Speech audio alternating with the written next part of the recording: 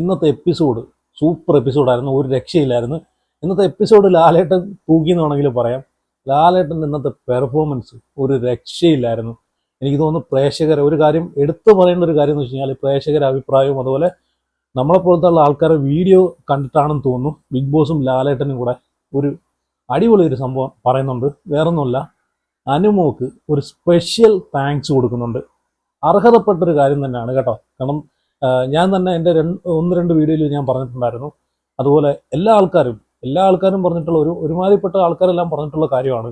കാരണം ആ ഒരു ടാസ്കുമായിട്ട്, ഡാൻസ് മാരത്തൺ ടാസ്കുമായിട്ട് ബന്ധപ്പെട്ട് അതിനകത്ത് ഏറ്റവും നല്ലോണം പെർഫോം ചെയ്തിട്ടുള്ള സാബുമാൻ പെർഫോം ചെയ്തിട്ടുണ്ട്, അതുപോലെ ആര്യൻ പെർഫോം ചെയ്തിട്ടുണ്ട്, അതുപോലെ അനുമോള് പെർഫോം ചെയ്തിട്ടുണ്ട്.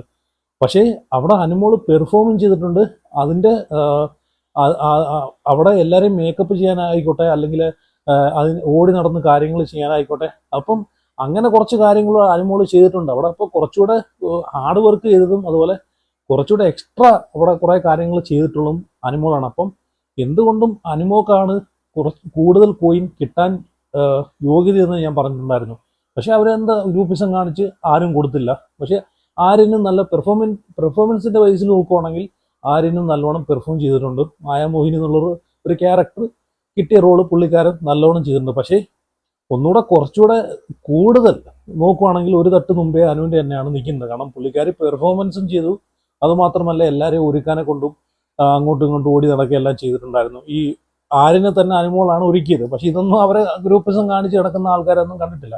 പക്ഷേ അവിടെ കൂടുതൽ കോയിൻ കിട്ടിയത് ആര്യനാണ്. അപ്പം ഇവിടെ ലാലേട്ടൻ പ്രത്യേകിച്ച് എടുത്തു പറയുന്നുണ്ട്, ഒരു സ്പെഷ്യൽ താങ്ക്സ് അനുമോൾ എന്ന് പറഞ്ഞിട്ട് പറയുന്നുണ്ട്. കാരണം ടാസ്ക് നല്ലോണം ചെയ്തു, അത് മാത്രമല്ല അവരെല്ലാവരെയും മേക്കപ്പ് ഇടാനായാലും ഒരുക്കാനായാലും നല്ലോണം ചെയ്തിട്ടുള്ളത് അനുമോളാണെന്ന് പറയുന്നുണ്ട്. അത് അടിപൊളി കേട്ടോ, എനിക്ക് ഇഷ്ടപ്പെട്ടു. കാരണം ഇതെല്ലാം നമ്മൾ ആഗ്രഹിച്ച കാര്യമാണ്. ഇതൊക്കെ പറയുമ്പോൾ ഇനി പി ആർ ആണെന്ന് പറഞ്ഞിട്ടുണ്ട്. എടേ ടാസ്ക് ആര് നല്ലോണം ചെയ്യുന്നോ അവരെ നമ്മൾ പ്രശംസിച്ചേ പറ്റൂ, സപ്പോർട്ട് ചെയ്തേ പറ്റൂ.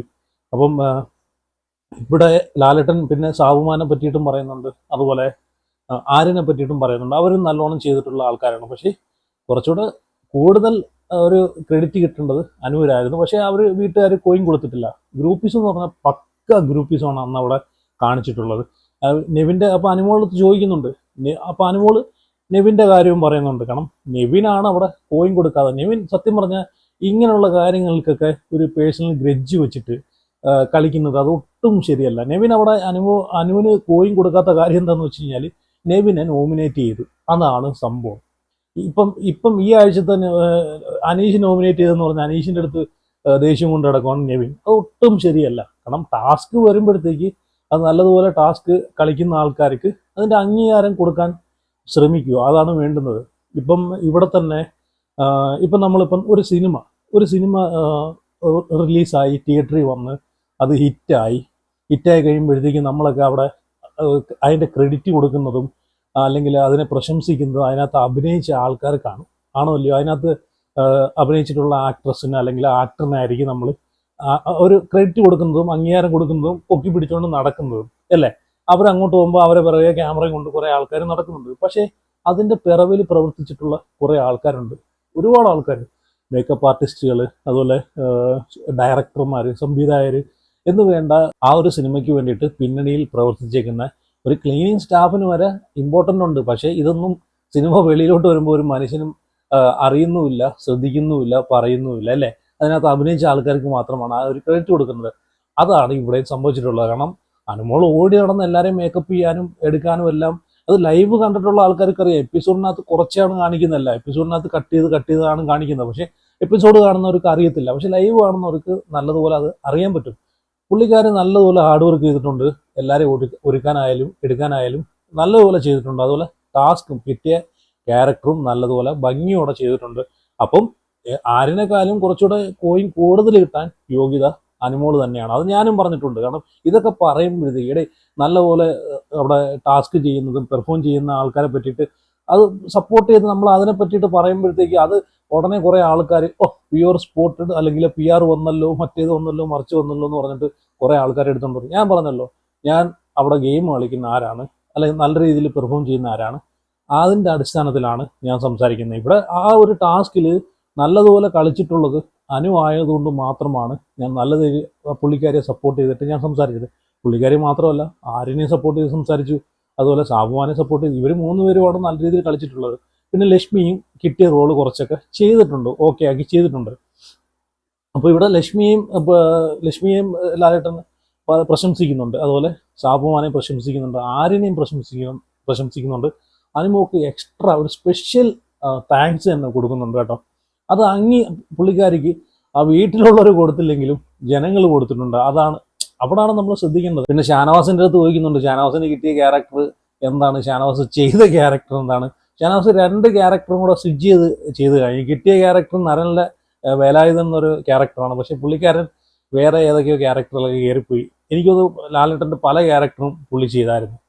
പിന്നെ ഇതിനകത്ത് പിന്നെ നൂറ, അതുപോലെ ആദിലേക്ക് എടുത്ത് നോക്കുകയാണെങ്കിൽ ഒട്ടും പുള്ളിക്കാരിക്ക് കൊടുത്ത ടാസ്ക് പോലും പുള്ളിക്കാരി ചെയ്തിട്ടില്ല. അതാണ് ഒരു കോസ്റ്റ്യൂം ഇട്ട് വെറുതെ സമയം ചെലവഴിച്ച് നടന്നല്ല, അത് പുള്ളിക്കാരി ഒന്നും ചെയ്തിട്ടില്ല. അതുപോലെ നൂറ ആയിക്കോട്ടെ, നൂറയും ചില സമയത്തൊക്കെ ആ ഒരു ക്യാരക്ടർ ചെയ്യുന്ന ചില സമയത്തല്ല, പുള്ളിക്കാരി ഡാൻസ് കളിക്കുന്ന സമയം ടൈം ആകുമ്പോൾ മാത്രമാണ് അവിടെ പോയി ഡാൻസ് കളിക്കുന്നത്, ആ ക്യാരക്ടറിൽ നിൽക്കുന്നത്.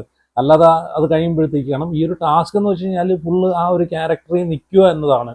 അതുപോലെ ഡാൻസ് സോങ് ഇടുന്ന സമയത്ത് പോയി ഡാൻസ് കളിക്കുക.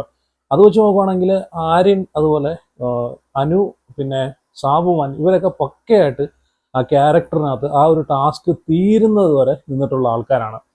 പിന്നെ നൂറയാണെങ്കിൽ പിന്നെ ആ ഒരു ക്യാരക്ടർ സോങ് ഇടുന്ന സമയത്താണ് അതിലേക്ക് നിന്നിട്ടുള്ളത്.